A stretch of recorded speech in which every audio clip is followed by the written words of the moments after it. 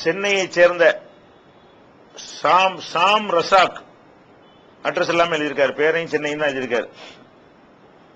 என்ன கேட்கிறாருன்னா, செஸ், தாயம், சீட்டு போன்ற விளையாட்டுகளை பொழுதுபோக்கிற்காக விளையாடலாமா, சூது இல்லாமல் விளையாடலாமா கேட்கிறாரு. அதாவது செஸ் விளையாடுறது, தாயக்கட்டை போடுறது, சீட்டு கட்டு விளையாடுறது, இதெல்லாம் சூதாக இல்லாமல் விளையாடலாமான்னு கேட்கிறாங்க. சூது தடுக்கப்பட்டது அவருக்கு விளங்கி இருக்கிறது. சூதுனா என்ன? காசு வச்சு பலர்கிட்ட வாங்கி சிலர்கிட்ட கொடுக்கறதுக்கு பேர் தான் சூதுங்க.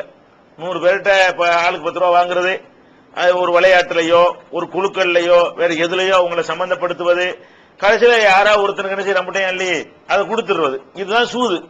அந்த மாதிரி பணங்காசு வைக்காம சும்மா திறமையை காட்டுறதுக்காக வேண்டி விளையாடலாமா, பொழுதுபோக்கா விளையாடலாமான்னு கேட்கிறாரு.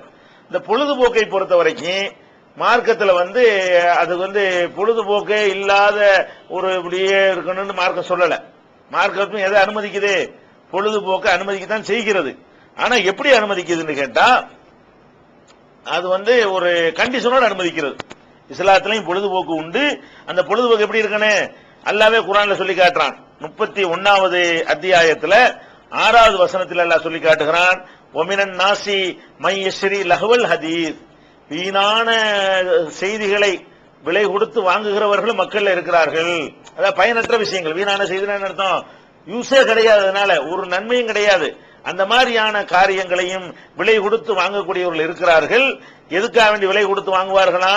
லியுதில்ல அன் சபீலில்லாஹ், அல்லாஹ்வுடைய பாதையை விட்டு மக்களை வழிகெடுப்பதற்காக, பிகைரி இல்மின், அறிவு இல்லாமல் அல்லாஹ்வுடைய பாதையிலிருந்து மக்களை வழிகெடுப்பதற்காக வேண்டியும், இத்தஹிதஹா ஹுசுவா, அல்லாஹ்வுடைய பாதையை ஒரு கேலியாக ஆக்குவதற்காகவும் கிண்டல் செய்வதற்காகவும் இந்த மாதிரி காரியத்தில் ஈடுபடக்கூடியவர்களும் இருக்கிறார்கள் அப்படின்னு அல்லாஹ் இதுல சொல்றான். இதுல என்ன சொல்ல வர்றான்?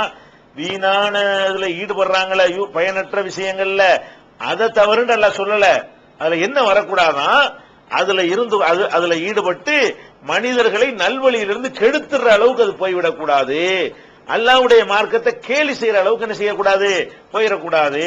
நல்ல காரியத்துக்கு வாப்பான்னு கூப்பிடும் போது அதை கிண்டல் பண்ற அளவுக்கு இதுல மூழ்கி போய் அதை கிண்டல் பண்ற அளவுக்கு என்ன செஞ்சிடக்கூடாது, ஆயிடக்கூடாது. சில ஒரு டைம் பாஸ் மனுஷனுக்கு வேணும் தான், அப்படி இருந்தா தான் ஒரு ரிலாக்ஸா மற்ற விஷயங்களை ஈடுபட இயலும். அதுக்கு என்ன கண்டிஷன் கேட்டா, அல்லாஹ்வுடைய பாதையிலிருந்து வழிகெடுக்கிறதாவும் இருக்கக்கூடாது, அதை அல்லாஹ்வுடைய மார்க்கத்தை கேலி செய்யறதாவும் அமையக்கூடாது. அதே மாதிரி 62வது அத்தியாயத்தில் 11வது வசனத்தில் அல்லாஹ் சொல்கிறான், ஒய்தா ரஅவ் திஜாரத்தன் அவ் லஹ்வன், அவர்கள் வியாபாரத்தை அல்லது வீணான ஒரு பொழுதுபோக்கை கண்டார்களேயானால் அப்ப என்ன செய்யறாங்க, அதன் பக்கம் சென்று விடுகிறார்கள்.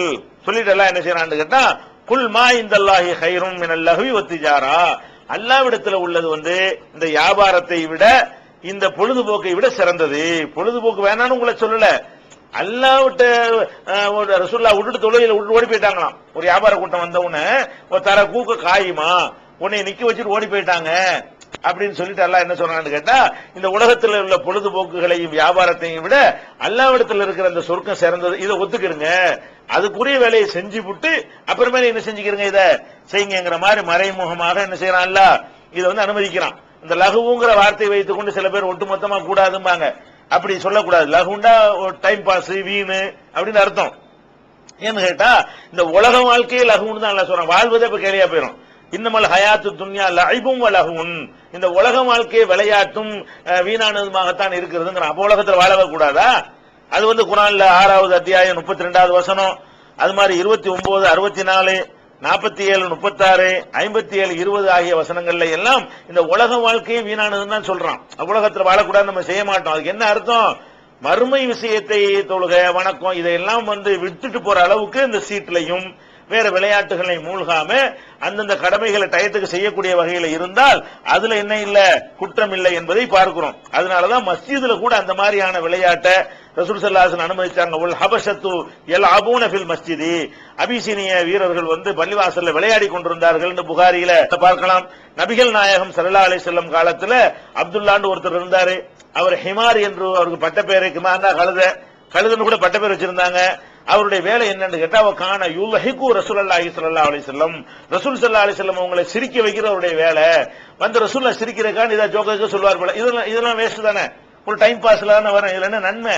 ஆனா ரசூல்லா இதை தடுக்கல. ரசூல்லா சிரிக்கி வைத்துக் கொண்டிருப்பாருங்கிற அந்த ஹதீஸ் புகாரியில பதிவு செய்யப்பட்டிருக்கிறது. நபிகள் நாயகம் ஸல்லல்லாஹு அலைஹி வஸல்லம் காலத்துல சுபஹ் தொழுது முடிச்ச உடனே எல்லாரும் நாங்க உட்கார்ந்து இருப்போம் சூரியன் உதிக்கிற வரைக்கும்.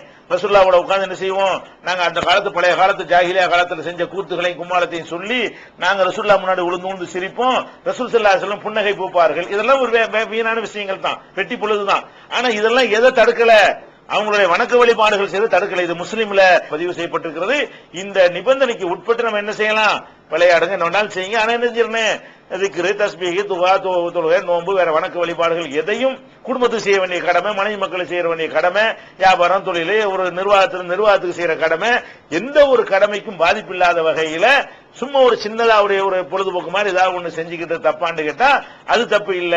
சீட்லயே உட்கார்ந்து சோறாக்காம, சீட்லயே உட்கார்ந்து கடைக்கு போகாம, சீட்லயே உட்கார்ந்துகிட்டு புள்ள குட்டியை கவனிக்காம இப்படியாக இருப்பது என்ன செய்யணும், அதை தவிர்த்துக் கொள்ளணும். அதான் மார்க்கத்தில் உள்ளது.